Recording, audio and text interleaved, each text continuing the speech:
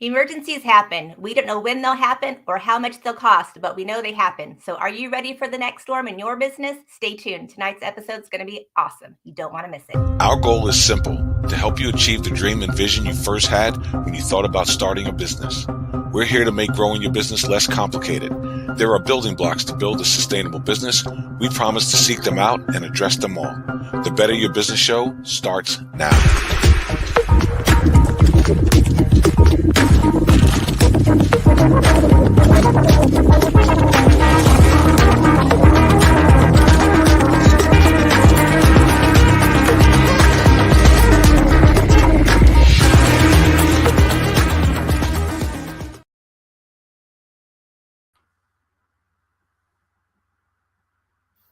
Your Business Show. I am Natalie, your host, and my partner in crime, the coach for business herself, Miss Shanna Mavis.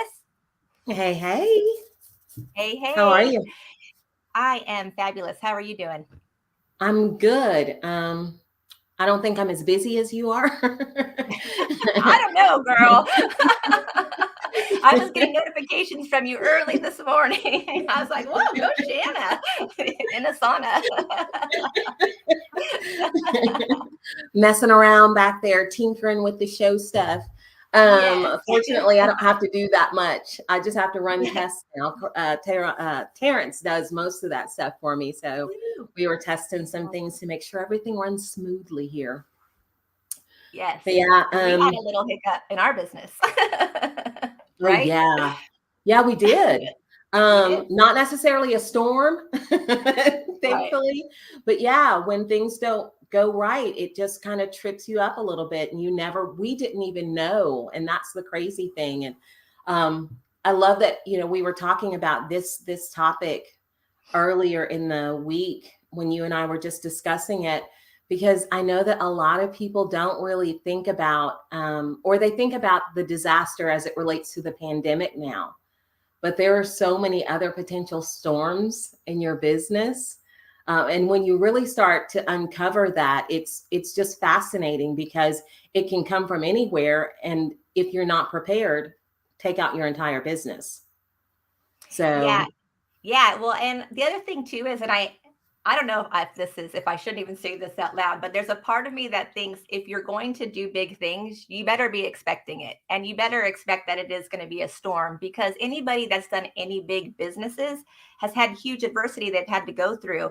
I mean, look at Netflix. If you put on Netflix, how many shows is there on? There's like L'Oreal, Chanel, Von Dutch, right? All the Forever 21. It shows all their backstories and all the adversity that they've gone through over, these times that they've been these big companies. It's big stuff. I was like, I don't know. That's a lot to go through. I don't know if I could have handled it. Like Forever 21's getting sued by Gucci. Could you imagine if you're Forever 21, you're getting sued by Gucci? Like, that's a big thing. You think they were a little stressed out? So it just makes me think, if you're going to do big, adversity is adversity, right? It sucks going through it, but you better just expect that it's going to happen along the way. So yeah, and then expect the unexpected. Yes, because no one knew what was going to happen, 2008. No one knew until it happened. And then it's like you're scrambling to make sure that your business stays on track. So we are fortunate in that we've got an expert to come in and speak with us. And he happened to be available this morning. We lost our original guest expert. If you saw the posts that were being put out there by the wonderful Natalie. But I met with someone on a one-on-one today, and he has so much experience in this area. I'm really looking forward to it. His name is Rolf Waldring. He is the CEO and founder of The Right Talent. He has held other C-level titles in different companies. He's just got this impressive resume.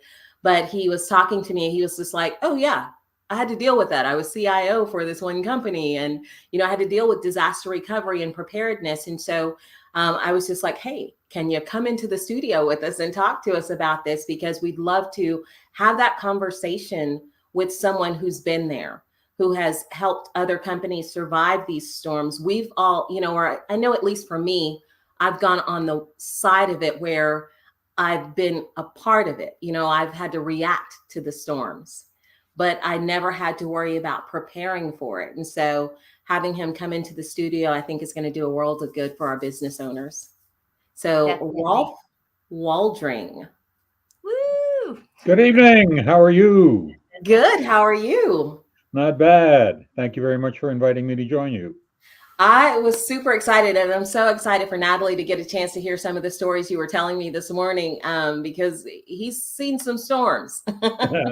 Yeah, I've sort of dealt with it all, from big companies to small companies to major disasters to minor disasters, including at one point having to plan for me myself being killed as part of a disaster recovery plan. I'm sorry, being killed? Oh yeah, there No. was one situation in which the disaster recovery, we were in a building in a downtown Toronto, and the most likely disaster was a small plane from an airport taking out the top 5 stories of the building we were in, which meant that not only me, but every senior executive in the corporation was gone, and I had to do the disaster recovery plan for that.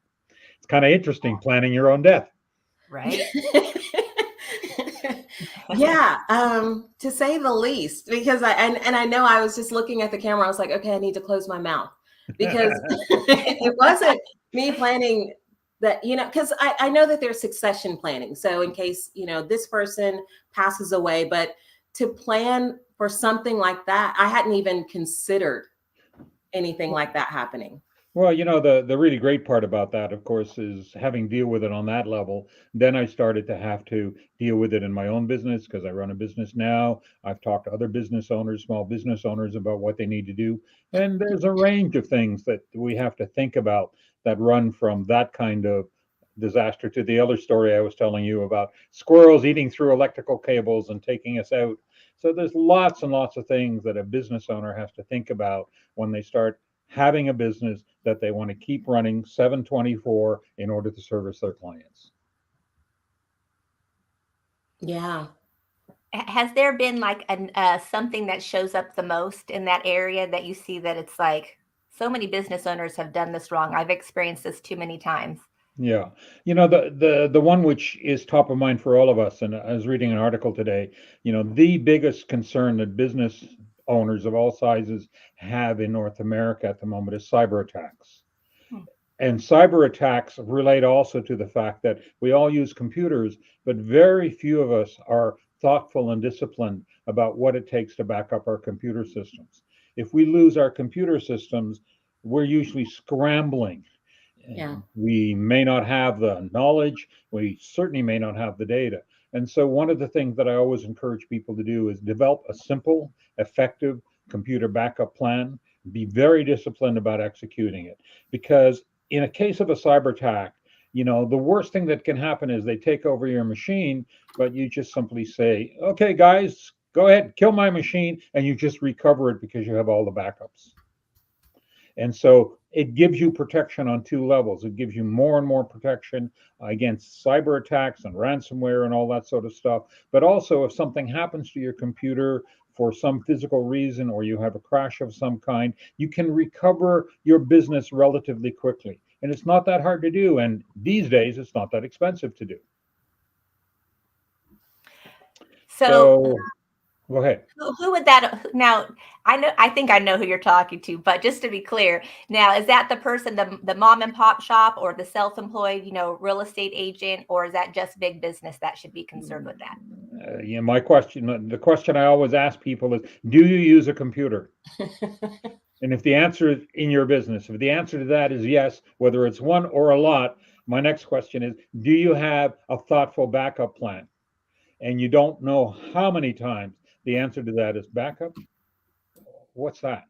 And that is a real problem, both from the cyber point of view, but if you just lose your computer, it's silliness. It's as simple as, what happens if your house burns down and your computer gets lost? How can you recover? Even if you have insurance, and a lot of small business plan insurance plans have backup components now that are relatively cheap, so you can get some money to recover and buy the new equipment. But if you don't have the data, you have to build from scratch. And a couple of SSD solid state drives, a couple $100 solid state drives, some backup software, and a discipline. Every night I back up my main data drive. Every Friday night I back up my main C drive. right? And I take those solid state drives and I take them out of the house so that if the house burns down, all I have to do is buy a new computer and recover from those drives. And I'm back and running in less than 24 hours. Yeah, it's a major disaster, but it's relatively straightforward to do. And yet, very few small business owners think about it. And it's a real problem. Recovering from losing your computers is almost impossible unless you have backups. Yeah. Wow. There's wisdom, so much wisdom in that, because I know that a lot of people don't think about it. Like, I have a backup plan occasionally, but I don't do it every week. I'm not, I don't do it on that regular cadence that you're talking about. And I would be devastated if, like Fitzroy, he texted us a week ago and his computer fell. So he's now without a computer for a couple of weeks. And if that happened to me, I would be extremely devastated because all of my business is on this machine. Yeah. Right. And I don't remember, and I'm ashamed to, well, no, I'm not really ashamed to say it. I'm just acknowledging out there that it's real what you're saying, which means that now I'm thankful that we've had this conversation because I can do something about this. Yeah. So and it takes a little bit of discipline. And if that discipline means you put a card on your desk which says back up at 5, right? If you need that kind of reminder, that's a relatively cheap investment just in case. And it used to be onerous. It's not onerous anymore. It's easy, it's straightforward. And if you really need to find out, right, go to Chat GPT and say, please give me a backup plan for my computer. Here's my computer configuration. And it will spit it out. wow. I love it. There you go, Shanna. Yeah, but for me, it's just like, I would like for my computer to tell me that. Yeah, that's how reliant I am on it. But yes, you're absolutely right that it is a practice that, not just me, but any business owner out there that's listening, we need to be doing that. If you're a small business owner, we are all on our computers or our phones or what have you. Our data is so tremendously important. We've talked about how important data is in everything. It determines and dictates everything. And if you lose that, you've lost your business. Right. You're set back. Things have gotten better. Like Microsoft has a backup component in Windows. Apple's got backup components. So the tools are there, and there are lots of vendors around now that will provide you with reasonable backup and all that sort of stuff. But it used to be an expertise problem. How do I learn how to do this? Well, there's a new tool called large language model AI, and it can really help you. Like I often now go to ChatGPT 4 or Claude 2 and say, here's my computer configuration. Tell me how to do this. And yeah, I take the steps to verify it by going and following it through. But at least now we have a tool that we can tap the expertise that exists on the internet and make it much more real and concrete and much easier for small business owners. And that's been a fabulous change. And I think not many small business owners realize that what used to be expertise that you had to pay a lot of money for, you can now access through this amazing new tool called AI. And that's one of the great uses of AI. Yeah. I see Carlton in the back. I love that Rolf loves ChatGPT. If you imagine listening to phone and computer, he said. Well, I'm not going to promote any particular, but if anybody wants to do that, it's easy enough, and offline I can tell them a little bit more about how to do that and what some of the best tools are. But that is the first and most important vulnerability for most small business owners, right? And I have yet to meet in the past 5 years a small business owner who says, no, I don't use computers in my business. Right. And I'm sure you've had the same experience. Right. Yeah, I guess I'm curious about, I want to dive into a couple of the other ones, because if that's the top one, what are some of the other ones that business owners need to be paying attention to? Because we want to prepare them so that it doesn't sneak up on them and all of a sudden this happens, right? Right. And so, then the other issue is, what happens if I do take this hit and I need to take money? So you need to have a conversation with your insurance agent about your small business insurance, because small business insurance now very often for a reasonable price has the capacity to fund your hardware recovery, to provide you with some kinds of issues. Of course, if you're in a business where it's actually incorporated as a small business and you have partners, you need to be thinking about partnership insurance and all of those kinds of things. But that's the sort of, okay, I need the cash now, just like I need the cash to recover if your house burns. It's the same kind of thinking, except you need to apply it to your small business. And fortunately, the insurance companies have reasonable plans that you can begin to get at least some level of protection. So if you haven't done that, it's worth having a discussion with your insurance agent, your insurance broker, about how can I protect myself financially in case this happens, and what will that cost me? And then you can make a thoughtful decision about yes or no. But that's the relatively rational, easy side. What's the more difficult side is, and let me tell a story. So at one point as a CIO, I was responsible for disaster recovery for a large insurance company, thousands of employees. And we put the computer center in place and all of that sort of stuff. And we demonstrated that we could bring up the network again at an offsite location in about 12 hours. That's pretty good when you're talking about hundreds of thousands of records, millions of records, and all that sort of stuff. But then I said, let's see what happens here. Let's play the simulation game. Let's, at one morning at 9 o'clock, as people come to work, close down the office and say, hey, the office burned down last night.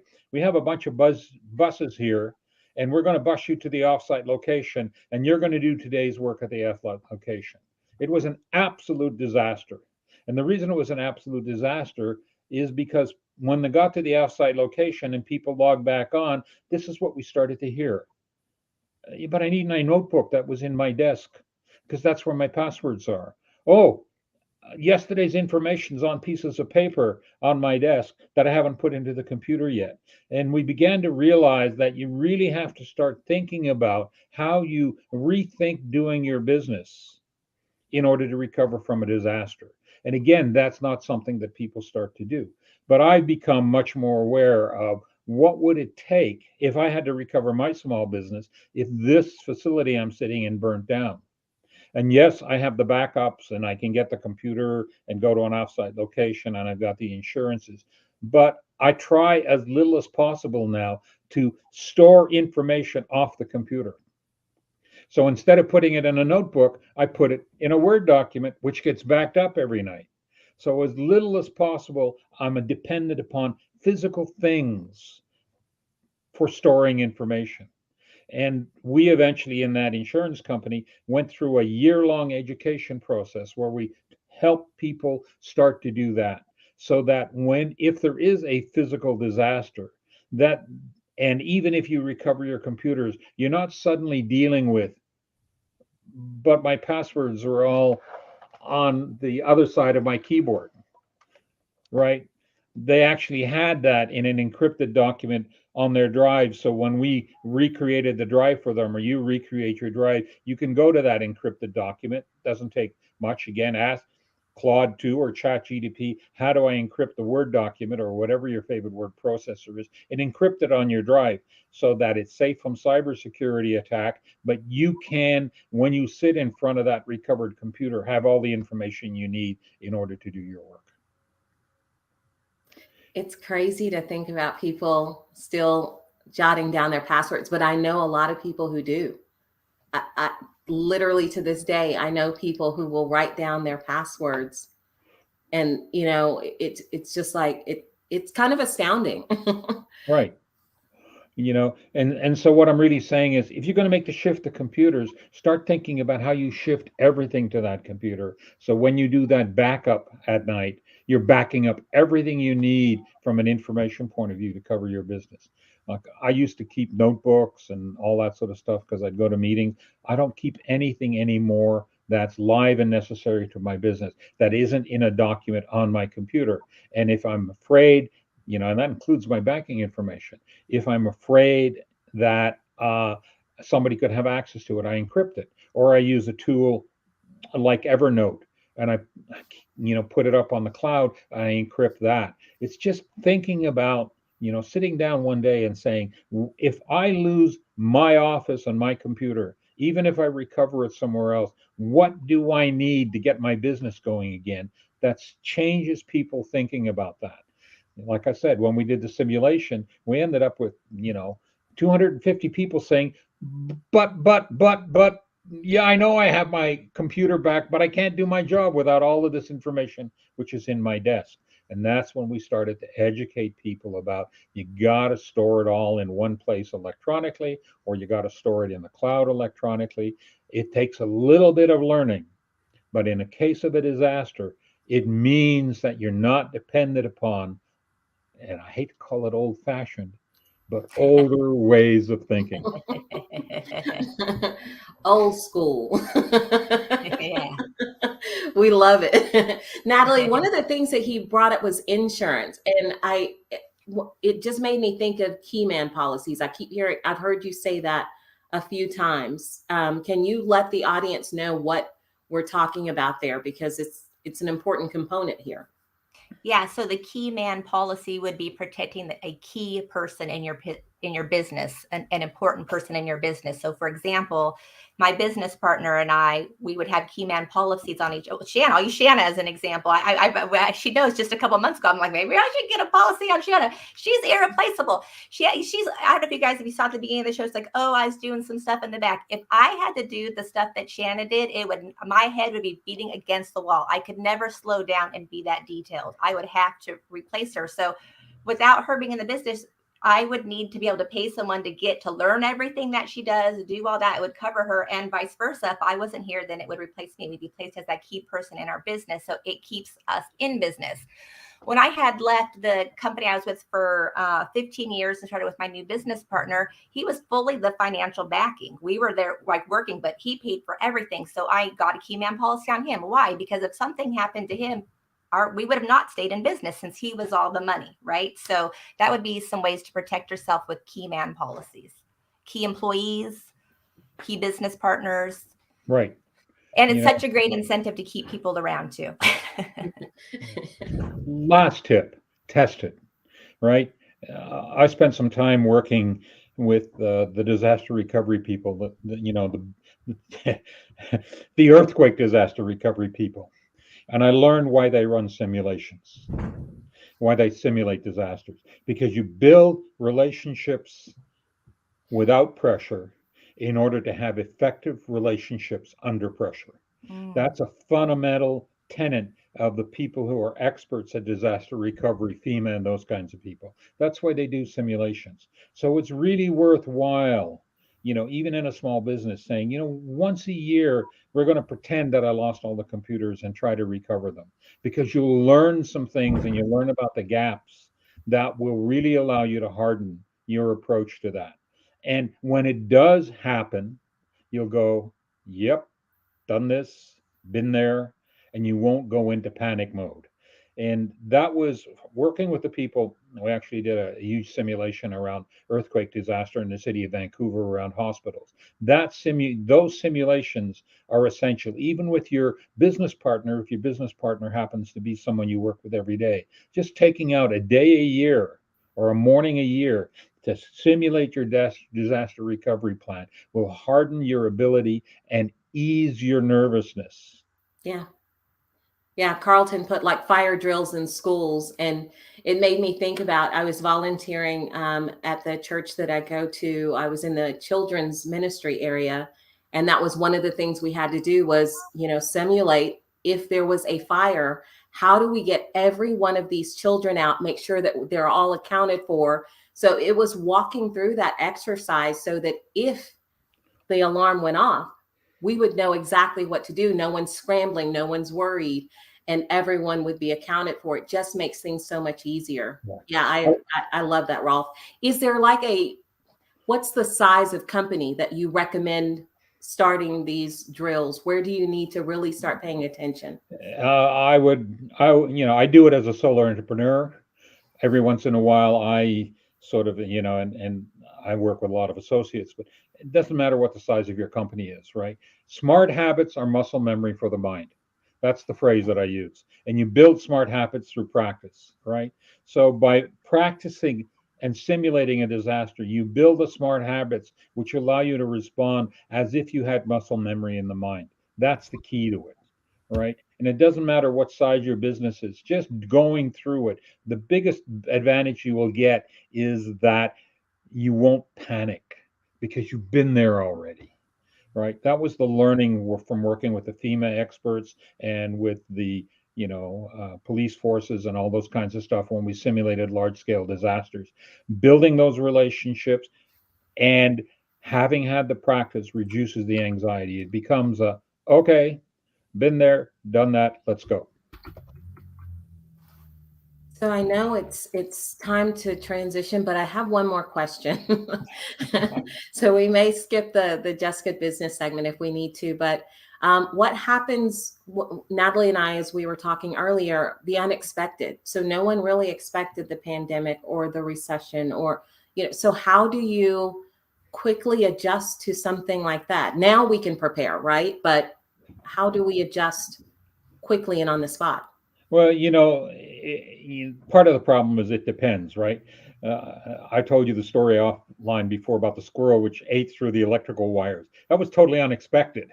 Right. So how do you prepare for that? Well, again, by running these simulations and doing things and sitting and brainstorming and saying, what the hell could happen here? Right? Taking the time to do that. You may not cover all of them, but you'll develop a habit of responding to the unexpected. You'll develop the resilience to respond to the unexpected, which will make such a difference. That's the other benefit of simulation and doing a little bit of scenario, what strategic planners call scenario planning, right? It isn't that hard to do. And what I do is I open my favorite word processor and say, and again, I recommend it. Go to one of the AI tools. Next year, it's going to be all about using them and saying, I run a small business. What unexpected disasters might I have to deal with? And you'll tap into that tremendous body of expertise that those tools have learned from across the internet. That's the big advantage of AI, is that we can actually tap into expertise that was very difficult to tap in before. And that's the way I recommend people use it. Think about how to access that tremendous body of knowledge. And don't be afraid to say to it, I think you're wrong. Show me another way. Because these are just software tools, but they're software tools which access the best of human thinking. No worries on me arguing with it. Yeah. All right. We do have about a minute. Natalie, should we go into Just Good Business? Sure. Okay. So this week, if Carlton will pull it up, our Just Good Business segment is a company. Normally we talk about people, but this time I saw something about pets. And I loved that this company, it's Dog for Dog. They have this mission to donate 5 million pounds of dog food over the course of, I guess they had some time frame, but if you go on their website, it used to be that they would donate 1 for 1, right?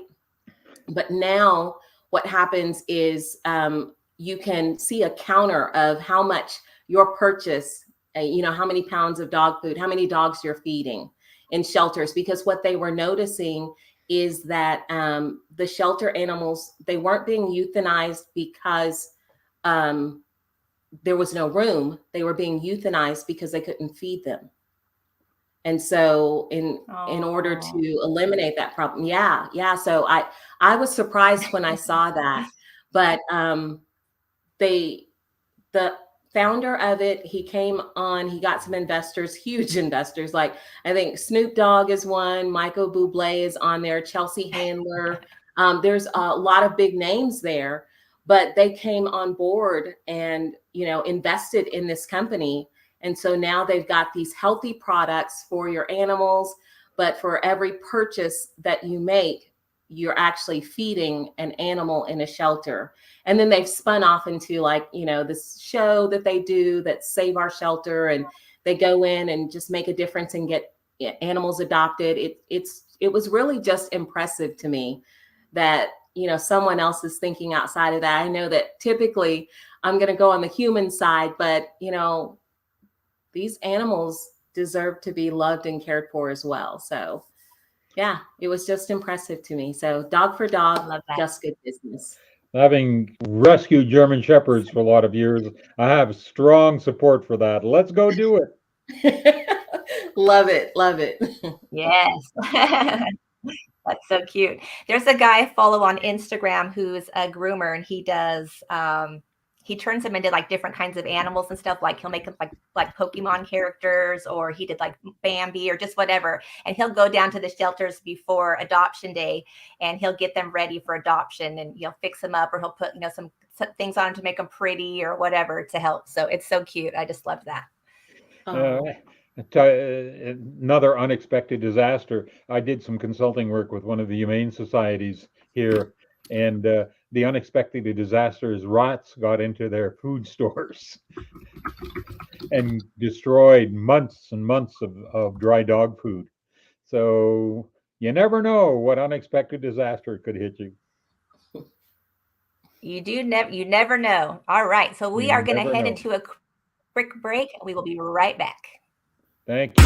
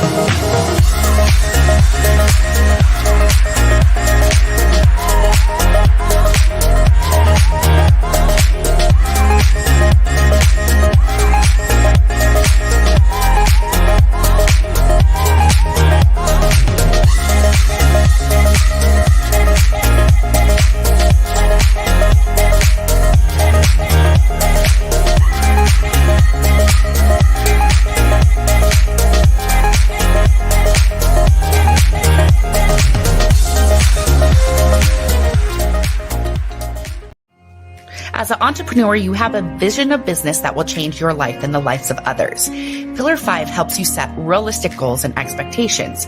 When you choose Pillar 5, you can be confident that a team of experts has your back at all times. Regardless of where you're at in your journey, we want to ensure that your business survives, grows, and flourishes. You'll know which step to take as you build your business and sustainable and successful. No more guessing where your business could be or where it's going. Join Pillar 5 today.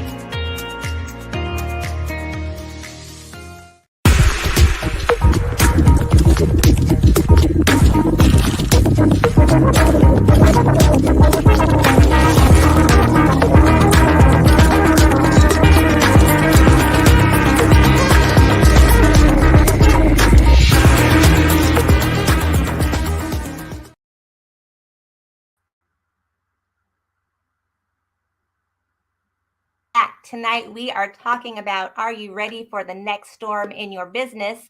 And we had our awesome guest expert, Walt Woodring, with us. So that was great. He gave us a lot of awesome nuggets. And now we're going to have Jen Hogger come up, right, for our, I forget what the segment's called. Jen's going to join us. As our business owner that's coming on. So I couldn't remember what you called it, the segment. Sorry, Jen. No, that's okay. I was super excited that you're here for sure. I'm excited. Good. So tell us a little bit about you and your business. Well, I guess I can go back to high school. I won't say how 2 years ago. So I had a friend who was into photography. And so I've always had this love for photography. Don't know why. And then it wasn't until years later, I was gifted a camera and just decided to learn on my own. So YouTube, thanks to YouTube. Awesome. And so you do boudoir photography and personal social branding. media marketing, social branding. Yeah. Awesome. Yeah, I started out with family weddings, and then I was introduced to boudoirs from a makeup artist, and I just fell in love with that aspect of it. Just helping women to remind themselves to love on themselves, Oh.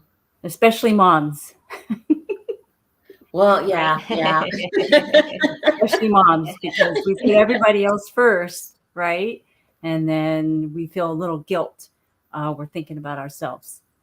So Yeah, I love the photos. Some of those photos were just beautiful. Well, all of the photos were beautiful, but some of them really touched me, just seeing Mhm. how comfortable the women looked in their own bodies. And so, kudos to you for capturing those moments.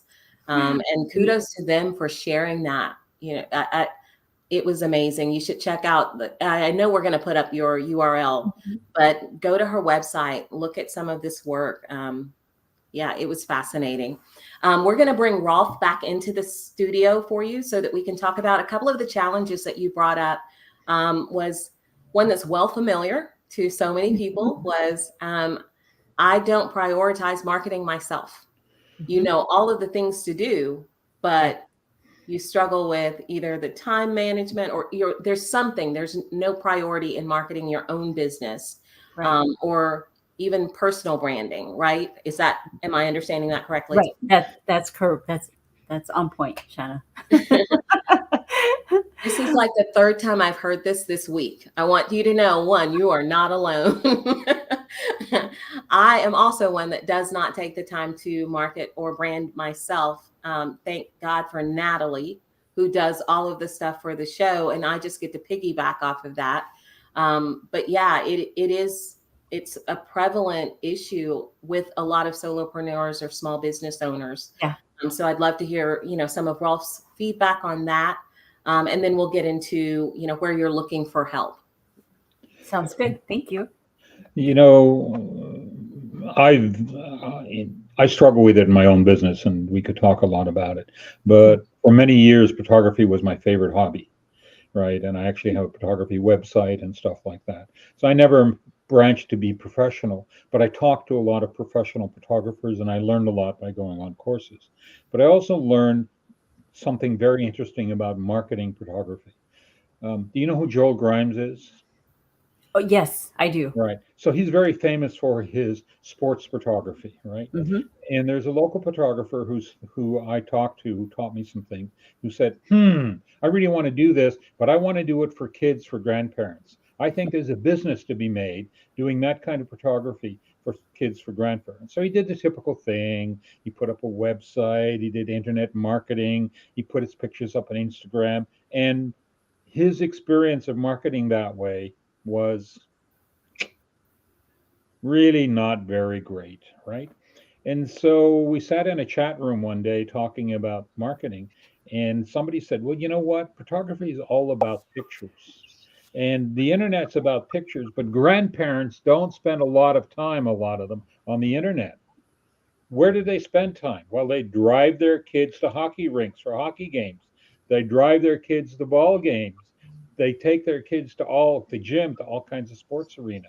Why don't you put a simple poster together saying, you know, your kid as a sports hero, and show some examples, and take those simple posters and stick them in every hockey rink, every community center, every ballpark, every place where grandparents and parents get together with their kids. And his business took off. It just blew him away. He couldn't keep up with it, right? And yeah, I had a good business plan, but we often forget that the internet's not the only marketing tool, Mm-hmm. right? That there are ways of doing that. And another local photographer who really focused in on wedding photography took that idea, and she went and built a relationship with every hair salon and beauty spot in town and put her pictures up in there and marketed that way. Same thing happened to her. Her business just took off, right? And so, for me, who was a CIO and an early internet champion, one of the things that strikes me is the old ways are not necessarily dead. Yeah. You got to think about where is your audience congregating and what turns them on. And, grandparents are so proud of their grandkids, and having that picture up on the background, that, on aluminum, 4x5 picture of, there are some grandparents in his business who have that picture taken every year. And that's not a cheap piece of business. I love that. Well, and it allows you to build relationships. That was one of the things, is building those partner relationships. And I think Jordan Duvall talked about that a little bit last week. And I know others have talked about it. Sandra Connor has mentioned that, you're going in there and you're speaking to, you're finding where your clients are. And you're not having to go through the social media, just this vast ocean of other photographers who feel like, okay, let me put all of my stuff out there. I'm going to put my portfolio. No harm in that. But it's a tool. But if your clients or potential clients are in the hair salons, thinking about your boudoir photos, if that's where, if they're going and getting their hair done, then go and partner with a photographer, or a hair salon, and see if you can just put business card out there, or put a poster, like Rolf was saying, something that just showcases you in a different way and cuts through some of that noise. Yeah, that sounds like a plan. Yeah, so I got a lot to say about this, but I know we only got a few minutes. I got my brains going crazy. But I just think, if you're doing social media marketing, you have to have a presence on social media. It's a must, because people want to see your work. Absolutely. And if I'm someone who's shopping around looking for someone in social media marketing, I'm going to look at their page. I'm going to look at the results that they're getting. I'm going to look at what they're doing. And we've had lots of people come to the show and reach out, and we looked at their numbers and told them no because of that, right? So if you're not practicing what you're preaching, you're just not going to be as attractive, would be the first thing. The second thing would be, if we're going from employee to self-employed, it's about the habits and behaviors, right? And if we're not prioritizing our business, it's because we don't have the habits and behaviors yet. The priority can't be the job. The priority has to be the business. So whichever way, you have to make that a priority. I don't know if it's at midnight you schedule your stuff for the week or whatever, but you have to be the priority if you want to be have a successful business. Otherwise, you're a successful employee, right? Those habits have to shift. And my last thing is, and I always say this about myself, because I ask myself the same question: why do I post on social media? My schedule's so booked. I'm just doing it as part of our brand for the show at this point, to be honest with you. But if Coke and Pepsi can do commercials numerous times a day, have the sales that they have, I can post my 4 or 5 times a week on social media. I can make the time to do that. If these multi-billion-dollar companies that are taking Netflix, right, that are dominating the industry, are still taking the time to do it, I can take 10 minutes out of my day to do it for myself too. So I'm going to add a little bit to that, because I agree with what Natalie's saying. I don't particularly care for it. I've hired a digital marketing agency. If this is something, so it is, you're prioritizing it, but it doesn't require that you do it. It doesn't take you away from, running your business. There's so many other things that you need to do, and it can be done for so cheaply, right? You can find any number of people, whether it's Fiverr, whether it's, a platform like that, or the agency, and I'm happy to give you their information. There's so many options out there that prevent you from having to feel like it's one more thing that you have to take time out of your day, or away from your family, or, whatever's going on in your life. So completely agree with Natalie. When we're talking about the social media side of things, just look at getting someone else to do that for you. Your business will pay for it, and it will, reap the rewards. For the photography side, I agree with Rolf. Look at those other options, those avenues where your clients are, and then put yourself in those positions, find some strategic partners there. Right. There are now photography sites which allow you to do portfolio sharing with clients and all those kinds of things. So there are some really great tools out there. And I agree, the social media is still something that I do. But one of the things that I've learned is that there've got to be some metrics in place, right? We're living in the world of the instant expert. this instant self-declared expert, right? And so, I get maybe 20 or 30.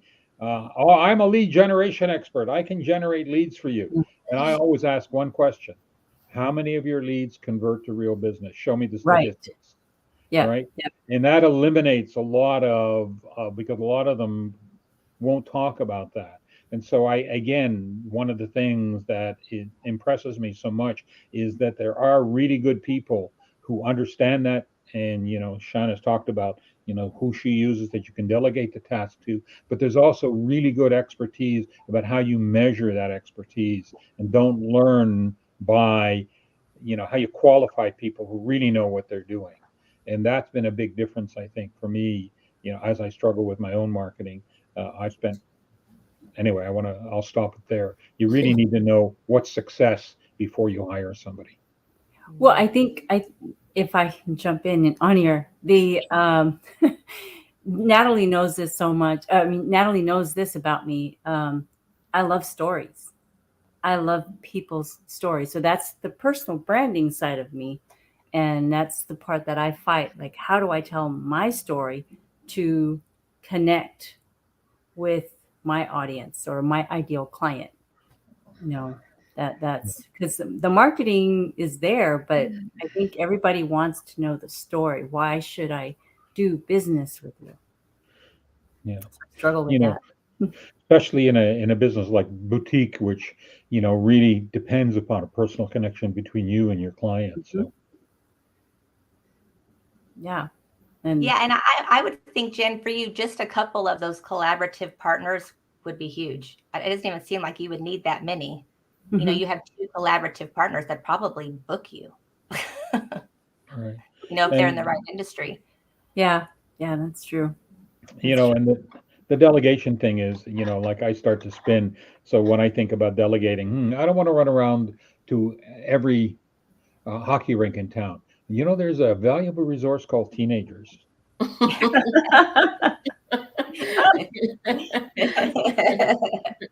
Find some of those. I love those. For business. One of the things that Carlton, I can see him typing in the back. He said, do a video interview. Yeah. And like that. And then use Opus Clips or one of those types of platforms to chop that up into manageable pieces. And then you can release that if, for the time that you're doing it yourself, before you start looking for someone to hand that off to. It's easy enough. You can record, tell your story, and then just break it up into those pieces. So you've got a vast amount of content. You don't have to worry about, creating so much. Create once and then repurpose that. Yeah. See, I know this stuff. Yeah. It's the prioritizing it. It's the prioritizing. Right. Yeah. No, it's just. Yeah. Well, and because we only have a few minutes left, and because it's, the topic is, are you ready for the next storm in your business? I just want to take a second to share my story regarding Jen, because Jen did my social media marketing for 14 months. All my pictures, her and her business partner did all of my content, and they did that for me at the start of the pandemic. And so that was huge for me to have it. That's what's got me to be consistent the last 3 years with my social media marketing. But that was, an umbrella or an insurance policy in my business, having access to her and having that marketing during that time. I mean, I was getting, people were so concerned about insurance. I was getting 12 to 14 referrals a day just from social media during that time. And that was from all the stuff that she was doing for me. So I know that it works. Yeah, because you were staying consistent, and you now have a library of photos instead of like, I don't have content. Yeah. I love it. So it saved me. Give on business, Jen. People think prioritizing means I got to do it myself. That's not necessarily the case, as Natalie and Shannon have pointed out. Prioritizing means I got to pay attention to it and get it done. And sometimes the best way to get it done is by engaging somebody else, as they both talked about. You're still prioritizing, but it doesn't always mean you got to do it personally. And we get to hear your story. that's the struggle. Like, oh, do I want to hand it over to somebody else? I have a hard time with that. But yeah, no, everything that you guys are saying, it's so true. That's where I'm struggling. Oh, well, another conversation we could have is I can teach you how to do that better, but that's another story. I was gonna say I've seen a lot of classes online because I've been wanting to take one too myself, Jen, that's just to make yourself a better storyteller. Because I feel like I've struggled with that too with my own self. But one thing that I've learned is it's constantly changing and evolving anyways. The reasons that I've fallen in love have changed over time anyway. So Yeah. Yeah. Just kind of not giving myself too hard of a time on what that looks like and just sharing from my heart. This is what's going on now. So awesome. Well, thank you both so much for joining us. It was awesome. There were some great tips tonight, and hopefully everyone got some great information. And Jen, hopefully that will help you make some different choices going into the new year. And Rob, thank you so much for just all your years of wisdom and what you've shared with us. I know everyone go to LinkedIn and see your profile. We're in some of the same entrepreneur groups, I noticed too. So, but yeah, so thank you so much for joining us. Thank you. Good luck with that shutter and clicking that button. Thank you, Rob. Thank you. Thank you. All right. Did Fitzroy join us? Yes, there he is. I see him. It is that time. It's your boy, Fitzroy. Hey, what's going on, ladies? Hey. Hey. I'm ready. I'm ready, Natalie. I'm ready. Hey, I want to know, has anyone noticed? I don't really call Fitzroy. Does anyone notice that before? No, what do you call him? No, you've never called him. I call him GQ. That's from like wow, years ago.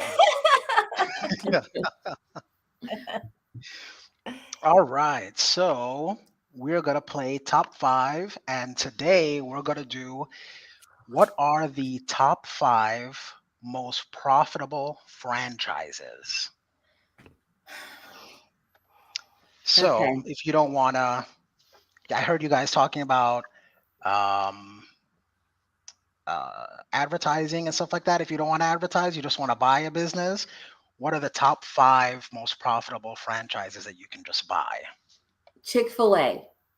I was going to say. I'm going to go with Chick-fil-A. Wait. So both of you tell me your 5, and then we'll see who gets them. Why are you pitting us against each other? I'm trying to. If we're together, then we both win. Or you both lose. All right, I got mine.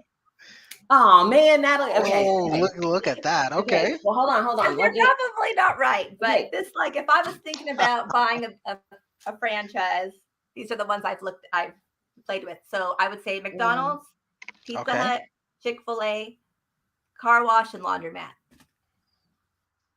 Which I wouldn't know what the car wash like, but I want one of those car washes, that I know. Okay. So I would go with Chick-fil-A, Domino's. I did think McDonald's as well. Okay. But franchise goes beyond just food. It's not just fast food, right? Correct. You're talking, okay. Okay. Home Depot. No, they're not. No, do they have franchises? I don't know. Okay, so I'm going to try Ace. Okay. Ooh, Lowe's. And Ace Hardware. REI, yeah. And is REI still in business? They can't be that profitable if you think they're not in business. I just realized I don't even know if they're still in business. Okay, but those are my 5. I'm just going with it. All right. Okay, so, and for those of you playing at home, write down, get a pen and get a paper. You can do this too. The top 5 most profitable businesses are number 5, Domino's Pizza. Woo! That's 1 for Shanna. Number 4, 7-Eleven. Oh yeah, that makes sense. Yeah. They do about $89 billion in sales per year. Number 3, believe it or not, Burger King. I Yeah, right? Wow. I guess I shouldn't say that. They're barely even in California anymore. Yeah. They're doing 23 billion in sales. Jeez. Number 2, another one that caught me off guard, KFC, Oh. 27.9 Wow. billion. Wow. And number 1, obviously, McDonald's at 100 billion. And both of Okay. you got that. So the winner tonight, Shanna won. Ms. Mavis. Woo, okay. I feel better about this. I feel good. And you know, the only reason I know Domino's is because whoever it was that was a guest expert on that was talking about it was trash pizza, but they did so much. No, I know, or was it? I think it was someone that was on the show, Natalie. I feel like a couple weeks ago, someone was on the show talking about how, you know, and I like Domino's, right? I don't know why. I like trash pizza, I guess. But it was, you know, they were saying it was trash pizza, but they do so much business because they've gotten their, you know, everything has gone to a system, right? Right. Yeah, but they pivoted, and they know, and they continue to pivot. They continue to just innovate, and you know, people are just wowed by that because it's like, oh, I don't even have to see anyone. You're just gonna have a car drive up with my pizza, and I can just go out and get it. Awesome. It's weird, but it works. It's crazy you thought about them. I forgot Domino's existed. Like, I didn't even think Domino's was still a thing, but yeah. You're right.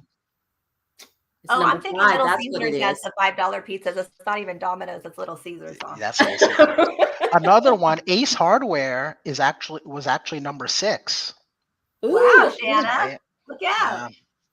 I am Did you killing study? it in that. I didn't. I thought it was going to be about movies, honestly. But okay, but I feel good about this. I know some businesses that are making money. I don't know what that's going to do for me. So the world's worst cheeseburgers are number 1. Just put it out there. Absolutely. The importance of a system. The importance of a system. Yeah. And you can rely on it, you know, whether, and I don't eat cheeseburgers, and I don't like Burger King because you can taste it all day. You know, I taste flame broiled all day. So I'm just like, I don't, but you know, if you like that, I love it, I guess. Okay. You like it? I love it. Natalie, do you have a money minute for us? We want to talk about money. Thank you, Fitzroy. Nope. Yeah, you know, my money minute was just going to kind of tie around back to us talking about are you ready for the next storm in your business? Because one thing that we didn't touch out, which I think we can be a huge storm, is what if something happens to us where we can't work, and making sure that is protected, because if we're self-employed or we're the main person running our business, all of a sudden we get sick and can't work. We have to have stuff in place to do that. So I know that Rolf talked a little bit about the insurance. Life insurance with living benefits is a great way to do that. A lot of you guys know that my family had COVID really bad. My husband and his 2 older boys were in the hospital. I didn't have one stress about money because we all have life insurance policies with living benefits. So what that means is, and we didn't even have to end up using them, but if we needed extra funds for anything, we could access those accounts now to pay for those things. So it's life insurance, yes, which means we use it when we pass, but the living benefits we're able to use when we're alive. And they don't cost more money. They're included with life insurance policies, right? The new kind of life insurance includes living benefits. So that's crucial. I think it's more important than life insurance, to be honest with you, because we can raise 15, 20,000 to take care of a loved one's passing, but someone's dying from cancer, needs to have a major surgery, whatever, that can really deplete funds. And especially for going towards retirement, a lot of times people have to use their retirement money to pay for their medical care. So get that life insurance protection. I had actually seen somewhere the other day, someone posted that our second biggest expense in our lifetime would be insurance. I had never heard that before. So I've been kind of playing around with it because, you know, I love insurance, Shanna, but I thought, our second biggest expense, insurance, but you gotta have it. It's important. All right. Well, let's cover a few grants real quickly before we get off of here. I think Carlton's going to bring them up on the screen for me. All right. So we covered this one last week, but I want you to know it is going to expire soon. The American Association of University Women, they have several programs available but you need to apply before next Wednesday. So go in there, check out their website. We're going to make sure that we release these. I know Natalie posted them last week. We'll make sure they get posted again. What's the next one that we have, Carlton? Women's Net. So the Amber Grant, $10,000, November 30th. They are giving away several grants, but this month was for women-owned technology. So go in. It's a $15 application fee, but it's so fast and easy. They just want you to speak from the heart, and you could potentially win $10,000. They've given away nearly $500,000. So they're doing it. Next one that we have is a Texas grant. Is Houston Texans and Amagi Bank. I think that's how you pronounce it. $5,000. Nominate a business owner, small businesses. So keep that in mind. But here's all of the criteria that you have. You've got until November 15th on that one as well. So just a short period of time, but you need to be in the Houston area. Stacy's Pita Chips and Hello Alice. The Stacy's Rise Project, they're going to give preference to women-owned businesses. But if you're a small business and you meet all of this criteria, you would be considered. But you need to be willing to participate in a 16-week mentorship program. And I was like, bonus. So that's amazing. You've got until December 1st. So a little bit of time on that one, but I wanted to make sure that you knew they're giving away 10 of those for $25,000. And then this is California.